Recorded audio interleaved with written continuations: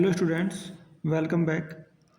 हमने जो previous year question paper के एनालिसिस की सीरीज शुरू की हुई है, विद्यार्थियों को एग्ज़ाम ओरिएंटेड मैनर में उनकी स्टडी के लिए, उनकी हेल्प के लिए, उसी सीरीज में आज हम लोग एक बहुत ही इम्पोर्टेंट सब्जेक्ट लेने जा रहे हैं और आज का पेपर है इन्वायरमेंटल लॉ। ये वीडियो LLB 4 सेमेस्टर तथा BLLB 6 सेमेस्टर दोनों ही सेमेस्टर के विद्यार्थियों के लिए बहुत ही इम्पोर्टेंट साबित होने वाली है, क्योंकि कोई भी एग्ज़ाम हो, चाहे वो कम्पिटिटिव एग्ज़ाम हो, यूनिवर्सिटी एग्ज़ाम हो, कॉलेज एग्ज़ाम हो, प्रीवियस ईयर का अपना एक महत्वपूर्ण स्थान रहता है। प्रीवियस ईयर क्वेश्चन पेपर को लगा करके जो स्टूडेंट जाते हैं वो निश्चित रूप से सफलता प्राप्त करते हैं और उनको पहले से ही आइडिया हो जाता है कि क्वेश्चन पेपर कैसे आने वाला है। ये बात ठीक है कि अगर डिट्टो क्वेश्चन ना मिले तो उसके पीछे का जो कंसेप्ट है वो तो ज़रूर मिलता है, वो रिपीट होता रहता है। तो आप कंसेप्ट को समझने का प्रयास करिए। देखिए, हम इसको देखते हैं अभी without wasting any time. YouTube पर टाइम वेस्ट करने वाले तो बहुत सारे वीडियो मिल जाएंगे, बट एग्ज़ाम ओरिएंटेड मैनर में, प्रिसाइज और कंसाइज वे में हमारा ये प्रयास है आप तक लीगल एजुकेशन पहुंचाने के लिए। Let's start. Question number 1 very short में देखिएगा। Define the term ecology. पारिस्थितिकी शब्द को परिभाषित कीजिए। Important question. पर्यावरण विधि की क्या परिभाषा है? What is the definition of environmental law. ये आसान भी है, कुछ क्वेश्चन तो बहुत ही आसान आते हैं, जनरल क्वेश्चन है वो, उसको कोई भी सिंपल लॉजिक लगा करके आसानी से उसको बना सकते हैं, आसानी से उसको टैकल कर सकते हैं। ठीक है, तो जिनको थोड़ा भी जनरल नॉलेज है वो इसको इजीली कर लेंगे, ये बहुत भारी नहीं है। ये दरअसल बेसिक लेवल का पेपर है, ना तो ये कोई कंपटीशन का पेपर है, ना जुडिशरी का है, ना APO का है, ना UGC नेट का है। ये एक बेसिक पेपर है, तो भी बहुत आसान है। देखिए पेपर 3, जल प्रदूषण क्या है? What is water pollution.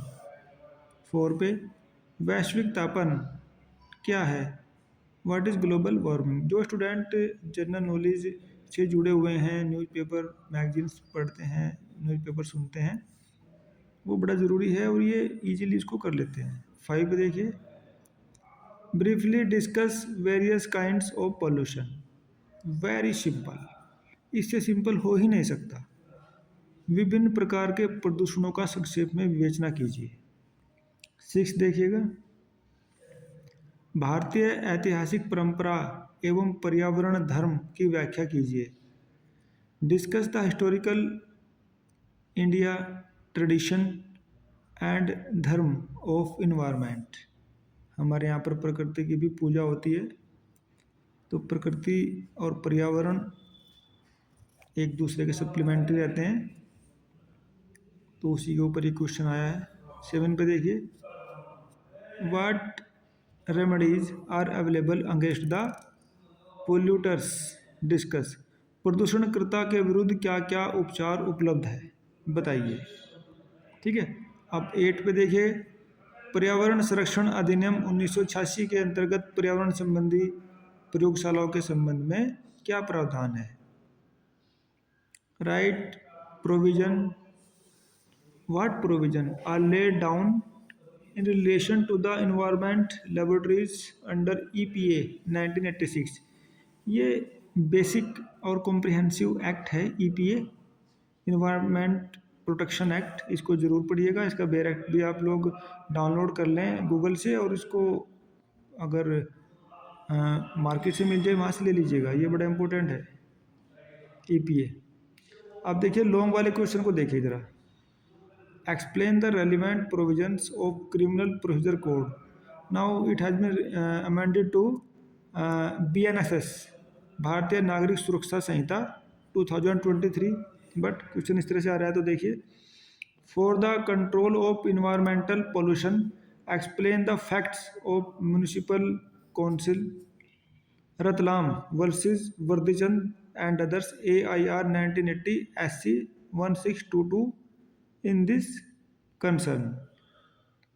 तो ये केस लॉ भी इसमें डाला हुआ है। देखिए, पर्यावरण प्रदूषण को नियंत्रित करने के लिए दंड प्रक्रिया संहिता 1973 के सुसंगत प्रावधानों की व्याख्या कीजिए। इस संबंध में म्युनिसिपल कॉरपोरेशन रतलाम बनाम वर्दीचंद एवं अन्य AIR 1980 SC 1622 के तथ्यों पर प्रकाश तथ्यों का वर्णन कीजिए। तो ये पूरा एक केस है जिसको कि केस स्टडी करनी है, उसके अकॉर्डिंग इसको क्वेश्चन बनेगा। ये लीडिंग केस है, ठीक है। 10वां, देखिए, discuss the role of public interest litigation in protection of environment in India with the help of decided case laws. ये बहुत इंपॉर्टेंट क्वेश्चन है, ये रिपीट होता रहता है। भारत में पर्यावरण संरक्षण में लोकहितवाद की भूमिका की निर्णीत वाद विधि की सहायता से समीक्षा कीजिए, ठीक है। और ये बड़ा सिंपल भी है, ये जो इन्वायरमेंट में इंटरेस्ट रखते हैं सबको पता है इसका, ठीक है। 11 पे देखिए, अब discuss the composition, power and function of the state board under the air prevention and control of pollution act 1981, वायु प्रदूषण निवारण एवं नियंत्रण अधिनियम 1981 के अंतर्गत राज्य बोर्ड के गठन, शक्तियों एवं कार्यों की विवेचना कीजिए। ये एयर एक्ट के ऊपर आधारित है, ठीक है। 12 पे देखिएगा, पर्यावरण एवं पोषणीय विकास की व्याख्या कीजिए। विकासशील देशों के लिए इसकी महत्ता की विवेचना कीजिए। Explain the environment and sustainable development, discuss its importance for developing countries. तो ये इन्वायरमेंट एंड सस्टेनेबल डेवलपमेंट के ऊपर क्वेश्चन है, ये बड़ा इंपॉर्टेंट है, इसको हमें अच्छी तरह से करना है, ये आएगा, रिपीटेड क्वेश्चन है। और अब ये 13 क्वेश्चन देखिए जरा, वनों को सुरक्षित रखना आज की आवश्यकता है, ये एक स्टेटमेंट है, ये बहुत ही ठीक है। इस अभिकथन के आलोक में भारतीय वन अधिनियम 1927 की प्रमुख विशेषताओं की विवेचना कीजिए। देखिए, इस पेपर को पढ़ने से ही आपको पता चल गया, कम से कम 2 एक्ट का तो पता चल गया, 4 का, कि वो कौन कौन से बने हुए हैं।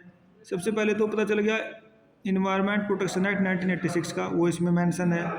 फिर पता चला एयर एक्ट, वाटर एक्ट, और उसके बाद फिर पता चला आपको इसका ये वनों को सुरक्षित रखने का 1927 वाला एक्ट। तो देखिए, conservation of forest is a necessity of present day. In the light of this statement discuss the salient features of the Indian forest act 1927। तो इस तरह से ये हमारा पूरा पेपर कंप्लीट हो जाता है। तो विद्यार्थियों को चाहिए कि जो हर क्वेश्चन के पीछे की जो कंसेप्ट है उसको अपने नोटबुक में नोट करेंगे तथा उससे रिलेटेड मटेरियल को इकट्ठा करेंगे, जिससे कि आप एग्ज़ाम ओरिएंटेड मैनर में अपनी तैयारी को पूरा कर लें, समय से सिलेबस पूरा कर लें, जिससे कि एग्ज़ाम के आने पर किसी भी तरह का कोई प्रेशर मन पे ना पड़े और इजीली हंसते हंसते सारे पेपर ये हो जाए। Thanks for listening, thank you very much.